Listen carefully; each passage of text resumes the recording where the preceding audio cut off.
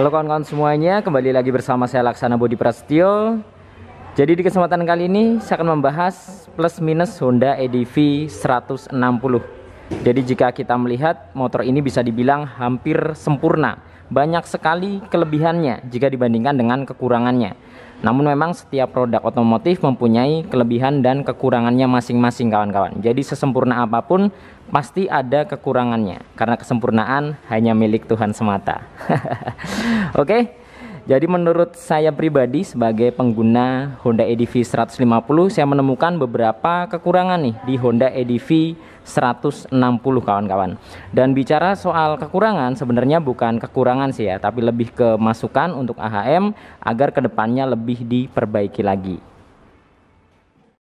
Oke, kekurangan yang pertama dari Honda EDV 160 menurut saya sebagai pengguna EDV 150 yaitu di bagian engine mountingnya kawan-kawan. Seperti yang kita tahu, untuk EDV 160 ini menggunakan rangka yang mirip dengan PCX 160.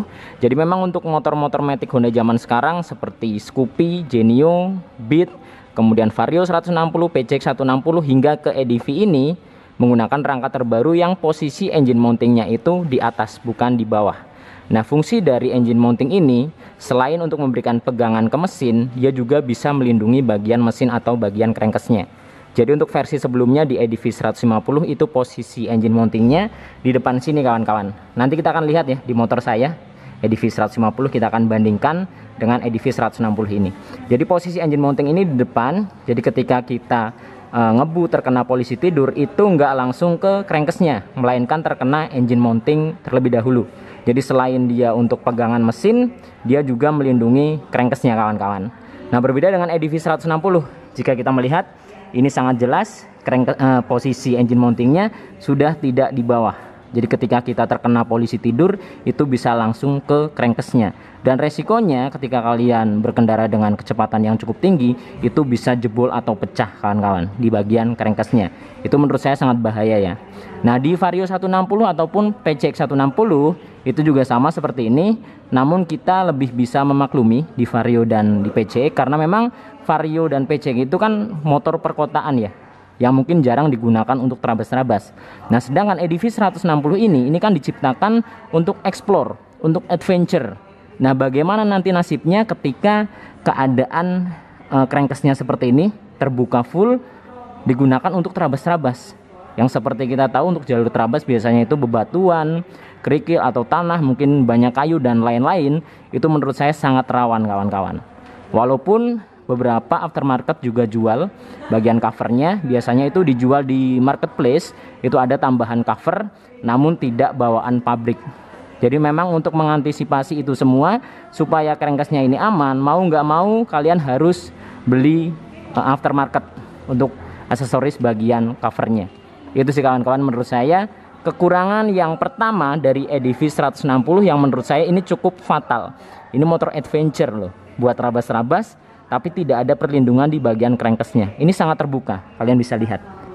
Nah, sekarang kita akan coba bandingkan dengan EDV 150 milik saya pribadi yang posisi engine mountingnya masih ada di bawah. Nah, ini dia kawan-kawan untuk posisi engine mounting di Honda EDV 150. Jadi posisi engine mountingnya dia masih di bawah dan posisinya ini berada di depan crankcase-nya. Jadi crankcase-nya atau mesinnya di bagian sini, engine mountingnya dia di depan. Jadi ketika terkena polisi tidur atau batu itu nggak langsung ke crankcase-nya, melainkan ke bagian engine mountingnya terlebih dahulu. Jadi selain dia digunakan untuk merangkul atau memegang mesinnya, dia juga berfungsi sebagai cover kawan-kawan. Jadi secara amannya tentunya EDV 150 lebih aman karena engine mountingnya di depan seperti ini. Kita bisa lihat ya, untuk full penampakannya dari bagian crankcase-nya ini sangat terlindungi oleh engine mountingnya yang ada di bawah. Itu sih menurut saya kekurangan yang pertama dari EDV 160 terbaru ini. Kekurangan yang berikutnya dari Honda EDV 160 yaitu di bagian cover kunci daruratnya. Jadi untuk EDV 150 milik saya itu di bagian cover kunci daruratnya sengaja saya tutup dengan stiker, nanti akan kita lihat. Nah, tujuannya kenapa kawan-kawan? Karena beberapa kasus ini tidak hanya sekali dua kali namun sudah sering tutup kunci daruratnya atau covernya ini hilang. Karena untuk membukanya itu sangat gampang seperti ini. Ini dia. Jadi ketika berada di parkiran ini sangat mudah untuk diambil atau dicuri.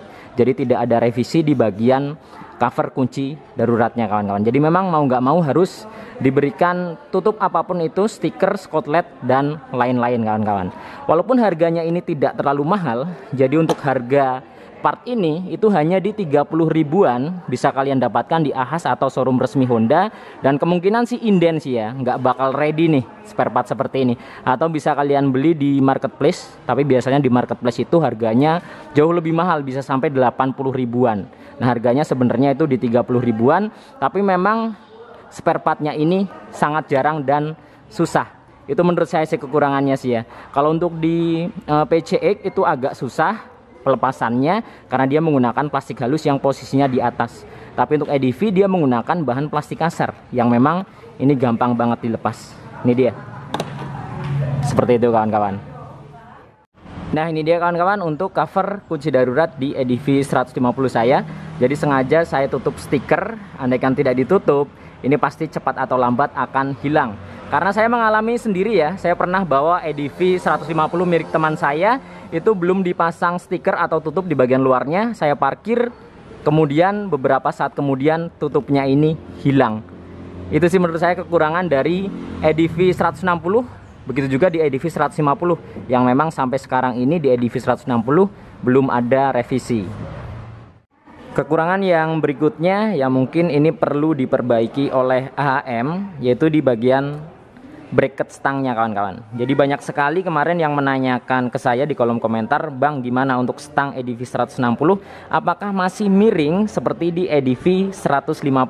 Nah setelah saya cek ternyata masih agak sedikit miring ke kiri kawan-kawan. Mungkin jika kita melihat dari kamera tidak terlalu terlihat, namun ketika kalian melihat secara langsung itu akan terlihat dan feel-nya juga kerasa. Jadi ketika kalian coba naik, kemudian tangan kalian kanan dan kiri memegang stang, itu kerasa. Yang sebelah kanan itu lebih jauh ke depan, yang sebelah kiri lebih pendek karena posisinya lagi-lagi masih sama, miring ke kiri. Jadi buat kalian yang mau beli Honda EDV 160, kenyataannya nanti dapat unit yang stangnya miring ke kiri, itu sepertinya sih menurut saya tidak perlu komplain ya, karena memang hampir keseluruhan bracketnya itu miring ke kiri. Nanti kita akan coba lihat juga di EDV 150 saya untuk melihat kondisi atau posisi dari stangnya sendiri kawan-kawan. Kemudian ini dia untuk kondisi stang atau posisi stang di Honda EDV 150 milik saya. Jadi kebetulan ini saya dapat yang cukup lumayan miring ya jika dibandingkan dengan yang lainnya. Karena beberapa teman saya mungkin sekitar 4 unit itu pakai EDV. Nah memang miring semua ke kiri, namun beberapa di stang teman saya itu tidak terlalu miring seperti di motor saya.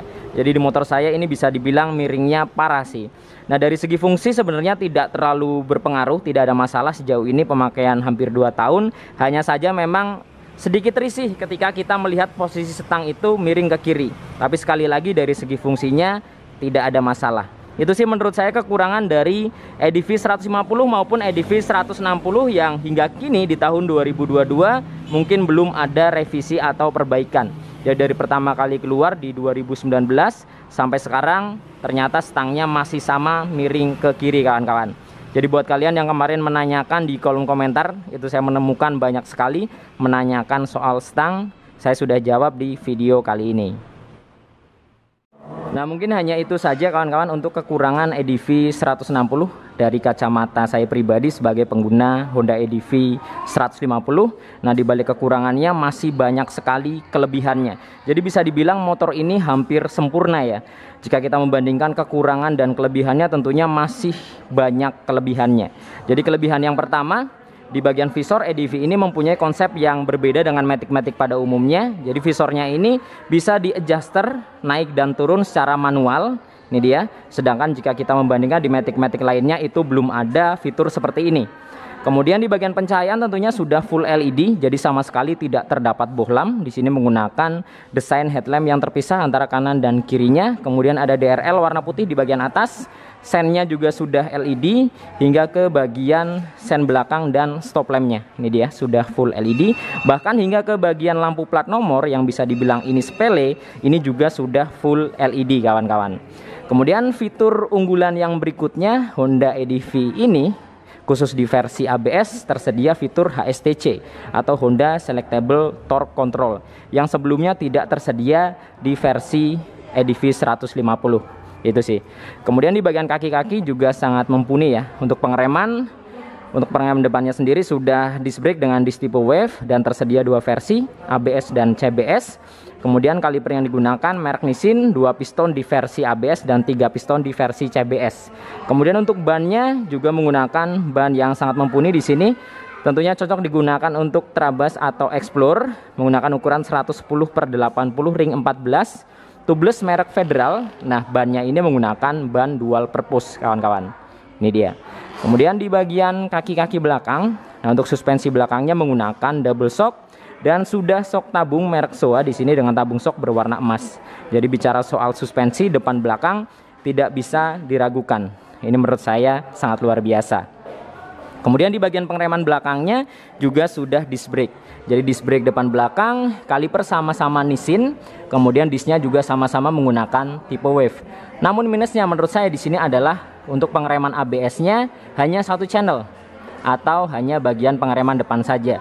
Di bagian pengereman belakang belum ABS. Nah, ini menurut saya salah satu kekurangan juga jika kita membandingkan dengan kompetitornya. Karena kompetitornya sendiri untuk ABS-nya itu depan belakang atau dual channel. Sedangkan untuk Honda semua versi di Vario, di PCX maupun EDV itu hanya satu channel. Jika kita membandingkan dengan kompetitor. Namun jika kita tidak membandingkan dengan kompetitor, menurut saya ABS satu channel itu sudah cukup. Kemudian untuk ban belakang menggunakan ukuran 130/70 ring 13, merek Federal juga, tubeless, dual purpose. Jadi memang untuk ringnya sendiri belakang dia lebih kecil, 13, sedangkan depannya 14, kawan-kawan.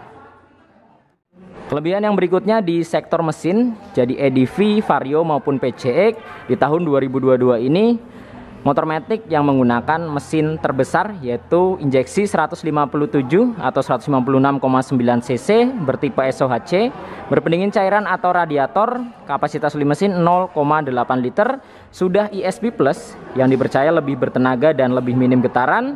Kemudian sudah dibekali dengan 4 valve atau 4 katup, kawan-kawan. Nah, powernya di 16 PS. Jadi untuk yang sekarang bodinya lebih besar, power mesinnya juga lebih besar. Itu sih kelebihan dari EDV ini. Kemudian untuk EDV 160 tangkinya juga menjadi yang terbesar. PCX juga sama. Jadi untuk PCX 160 dan EDV 160 itu tangki dan bagasinya menjadi yang terbesar di kelasnya. Karena tangkinya dapat menampung sebanyak 8,1 liter. Sedangkan untuk bagasinya dapat menampung sebanyak 30 liter. Yang awalnya hanya 28 liter di EDV 150, kawan-kawan. Kemudian fitur unggulan yang lainnya di sini disediakan power charging berada di sebelah kiri. Jadi untuk sisi sebelah kiri ini adalah rak yang ketika kita buka di dalamnya adalah power charging tipe USB. Jadi kita tidak perlu adaptor tambahan lagi, bisa langsung colok USB buat ngecas, kawan-kawan. Ditambah untuk raknya sendiri juga cukup dalam. Jadi ketika kita ngecas, HP-nya bisa ditaruh di dalam kemudian kita tutup. Jadi sangat dipastikan ini waterproof, air tidak akan masuk. Kemudian keunggulan dari motor Honda, jadi tidak hanya EDV. Jadi ketika kalian membeli Honda EDV, kalian akan mendapatkan 2 remote sekaligus. Jadi ada 2 remote, 2 barcode dan 2 kunci darurat. Jadi ketika remote yang satunya hilang, masih ada cadangannya, kawan-kawan. Tidak hanya satu remote saja. Kemudian karena sudah menggunakan smart key atau keyless, dari segi keamanannya tentunya sangat mumpuni. Ini dia dari segi keamanan, dia mengandalkan kunci stang, kemudian ada answer back dan alarm. Nah, di sini juga disediakan tombol fuel dan seat yang berfungsi untuk membuka bagian jok dan tangkinya. Jadi kita tidak perlu repot-repot lagi colok anak kunci ke belakang. Bisa cukup dengan menekan tombol di sini. Kemudian untuk EDV sendiri di sini juga dibekali dengan fitur ISS, ini dia, atau idling stop system. Jadi di versi CBS maupun ABS sama-sama sudah ISS. Kemudian dibekali juga dengan hazard di sini, kawan-kawan. Kemudian EDV 160 ini juga menggunakan speedometer terbaru dengan tampilan yang lebih mewah dan lebih sporty tentunya. Sudah full digital. Kemudian untuk tombol kontrolnya juga dipermudah, posisinya berada di tengah. Jadi terdapat tombol naik dan turun, kemudian kanan dan kirinya, kawan-kawan, seperti ini. Jadi jika kita bicara soal kekurangan dan kelebihan, tentunya setiap produk otomotif sesempurna apapun pasti mempunyai kekurangan. salah satunya Honda EDV ini. Walaupun motor ini bisa dibilang hampir sempurna, semuanya sudah baru, semuanya sudah oke, namun ada beberapa kekurangan ternyata. Kemudian untuk versi ABS itu terdapat fitur emergency stop signal kawan-kawan. Jadi ketika kita melakukan pengereman secara mendadak, itu hazard akan otomatis menyala. Jadi memberitahu rider yang di belakang atau pengguna yang di belakang bahwa motor kita sedang melakukan pengereman secara mendadak. Itu keunggulan dari Honda EDV juga menurut saya. Oke kawan-kawan, jadi mungkin hanya itu saja ya, beberapa kelebihan dan kekurangan Honda EDV 160 yang bisa kita bahas di video kali ini. Jadi mungkin cukup sekian, semoga video ini bermanfaat. Nantikan video-video saya yang berikutnya. Saya Laksana Bodi Prasetyo dan sampai jumpa.